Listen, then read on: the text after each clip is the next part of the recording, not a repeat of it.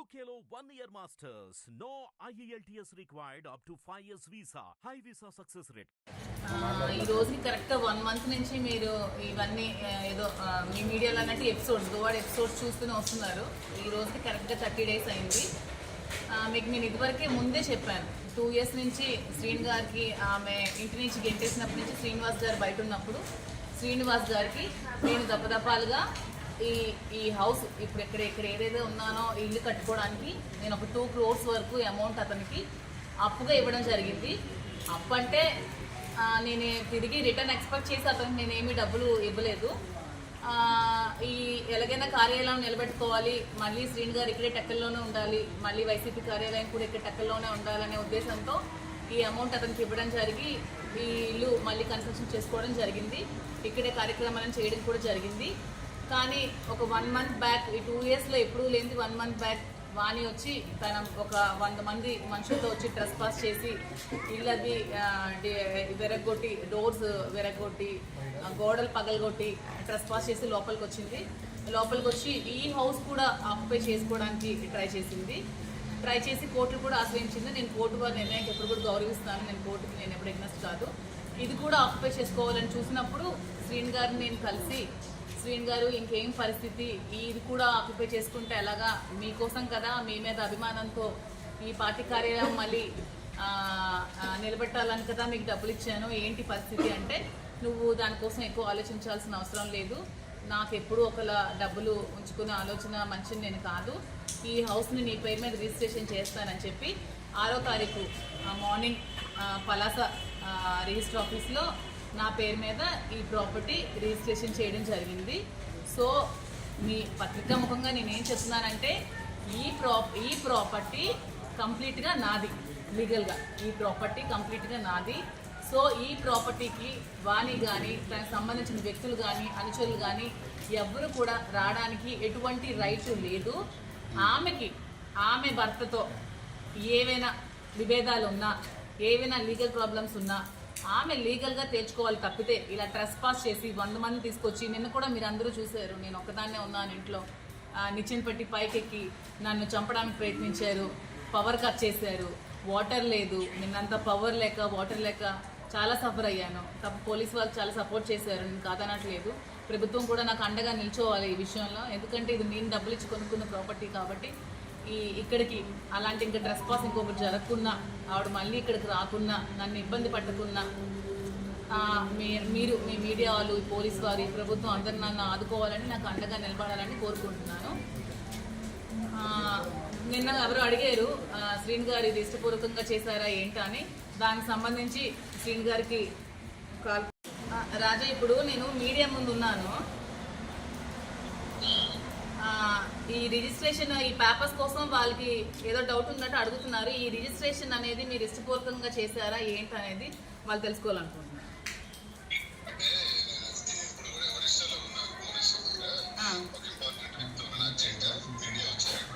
అవును రాజా, మీడియా వచ్చారు, అర్జెంట్.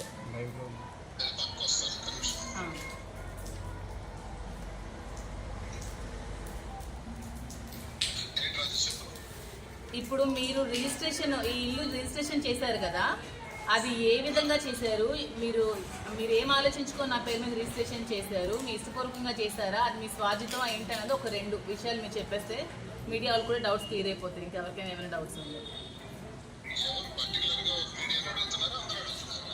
అందరూ కలిపి, పబ్లిక్ కూడా జనాలు కూడా.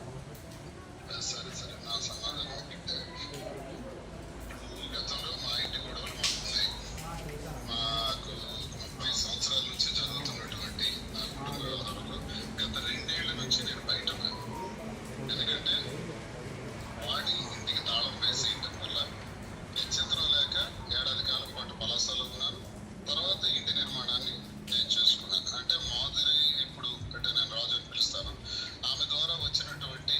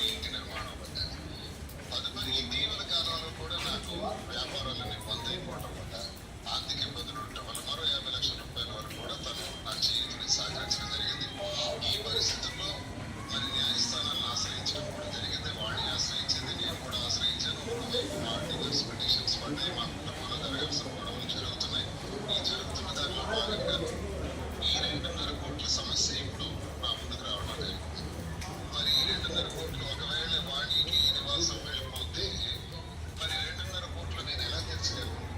నాకు ఇప్పుడు చెట్టు కింద ఉండాల్సిన పరిస్థితి. ఆల్రెడీ వాడి ఈ రకంగా కూడా నన్ను బయట పెట్టేసే పరిస్థితి చేసింది. చేసిన పరిస్థితుల్లో నాకు గత్యంతరం లేక, నేనే పరిస్థితి లేక 2.5 కోట్లు తెచ్చుకునే పరిస్థితి నాకు ఇప్పుడు లేదు. అలాగే భారతదేశం గారికి, చిన్నాడు భారతదేశం గారికి అన్నయ్య నేను పిలుస్తాను. చాలా గౌరవప్రదమైన వ్యక్తి, మంచి వ్యక్తి, మహానుభావుడు. ఆయనకి కూడా నేను 60 లక్షల రూపాయలు ఇవ్వాలి. ఆయన కూడా రిజిస్ట్రేషన్ నా పేరున ఇంకా డబ్బులు బాకీ ఉన్నప్పుడు చేశాడు. ఇప్పుడు ఆయనకి 60 లక్షలు, మరి మాధురి గారికి ఇవ్వాల్సినటువంటి 2,50,00,000. ఇవన్నీ నేను ఇప్పుడు ఎక్కడ రేట్ చేయగలను? నా వ్యాపారాలన్నీ ఈ ప్రభుత్వం వచ్చిన తర్వాత మొత్తం పోయినాయి. ఇప్పుడు ఆయన మంది రోడ్. ఇలాంటి పరిస్థితుల్లో గత్యంతరం లేక మా కుటుంబం వల్ల ఇప్పటికే నష్టపోయినటువంటి, జీవితాన్ని సర్వనాశనం చేసుకున్నటువంటి కన్నవారి నుంచి, అత్తవారి నుంచి ఆత్మహత్యకి పాల్పడినటువంటి మరి మాధురికి నేను అంగీకరించేసుకుంటాను. కాబట్టి నేనేమైనా పర్వాలేదు, ఈ ఆస్తిని నేను రిజిస్ట్రేషన్ చేయడం నా మనస్స వాచ కర్మేణ, నా మనస్ఫూర్తిగా నేను ఆమెకు ట్రాన్స్ఫర్ చేయడం జరిగింది. కాబట్టి దీనిలో ఎటువంటి ఆలోచనలు కానీ, ఎటువంటి అభిప్రాయాలు కానీ, భేదాభిప్రాయాలు కానీ ఎవరు కానీ ఇవ్వాల్సిన అవసరం లేదు. నేను క్లారిటీగా చెప్తున్నాను. నేను ఈ అప్పు తీసుకోలేక ఈ ఆస్తిని ట్రాన్స్ఫర్ చేశాను. ఇది జరిగింది. అది వాళ్ళకి నేను చెప్పిన తర్వాత నేను వచ్చి ప్రెస్ మీట్ పెట్టి మాట్లాడతాను. రాజు, ఓకే రాజు, ఉంటాను. హిట్ టీవీ యాప్ ని డౌన్లోడ్ చేసుకోండి. ఇందులో short news, live news, entertainment movies అన్ని అవైలబుల్ గా ఉన్నాయి. Please download Hit TV app. Hit TV app. Hit TV యాప్ని ఫ్రీగా డౌన్లోడ్ చేసుకోండి.